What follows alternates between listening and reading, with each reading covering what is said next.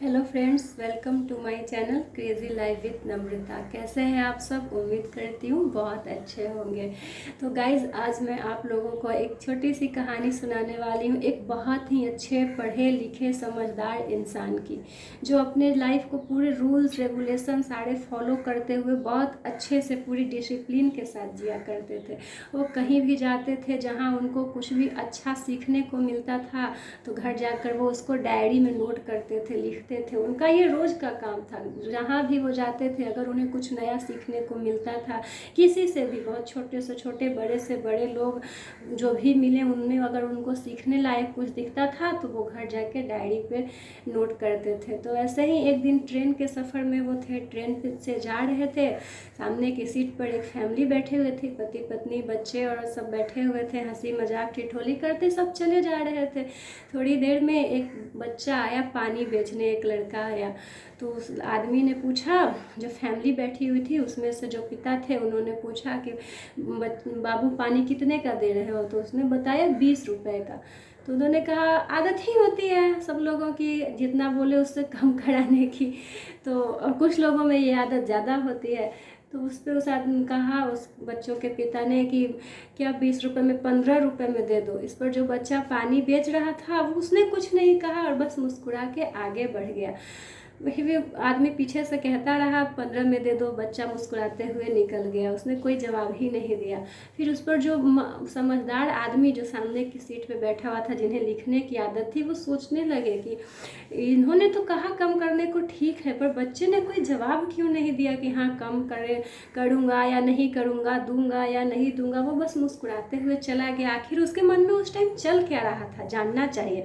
वो उत्सुक दिमाग वाले आदमी वैसे भी थे, उनको लिखने की, ये सब सीखने की क्षमता थी, उनमें उत्सुकता थी। तो वो चले गए, पीछे पीछे बच्चा दूसरी कोच में चला गया, पीछा करते करते वहाँ भी पहुँच गया और वहाँ रोक कर पूछे कि बेटा, अभी जिस कोच में मैं था, तुम पानी बेचने गए थे, वहाँ एक फैमिली बैठी हुई थी, उसमें से जो बच्चों के पिता ने तुमसे पानी मांगा था, 20 रुपए का पानी 15 में मांग रहे थे, तो तुमने दिया क्यों नहीं, या फिर कुछ जवाब क्यों नहीं दिया कि नहीं दूंगा या कुछ भी, या फिर 20 में ही मिलेगा। तुम बस मुस्कुरा के चले आए। उस टाइम क्या सोच रहे थे तुम और मुस्कुरा क्यों रहे थे?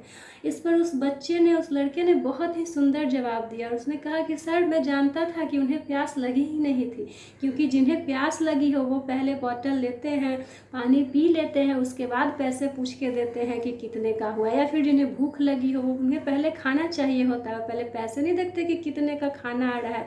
नॉर्मल खाना उनको मिल जाए उनके बाद वो पैसे देते हैं, खुशी खुशी देते हैं। उनको प्यास लगी नहीं थी, वो बस टाइम पास कर रहे थे, इसलिए मैं वहाँ से निकल गया। तो यहाँ पे वो जो समझदार व्यक्ति बैठे थे, जिनको लिखने की आदत थी, वो सोचने लगे कि वाह, कितना सुंदर उत्तर दिया है इस लड़के ने, बहुत अच्छा जवाब दिया है कि उनको पानी पीना नहीं था, बस वो टाइम पास कर रहे थे।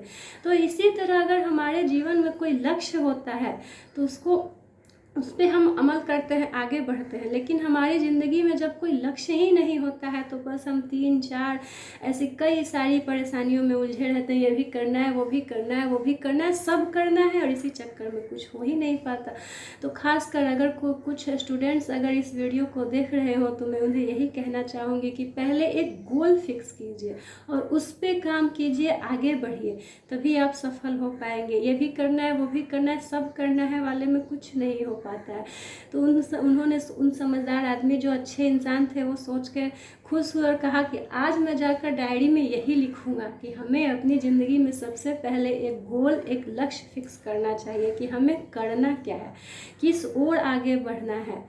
तो बस ये कहानी मैं आप लोगों को बताना चाह रही थी। अगर अच्छा लगा हो तो लाइक कीजिए, शेयर कीजिए, कमेंट्स कीजिए। चैनल पे नए हैं तो चैनल को सब्सक्राइब कर दीजिए। Thank you.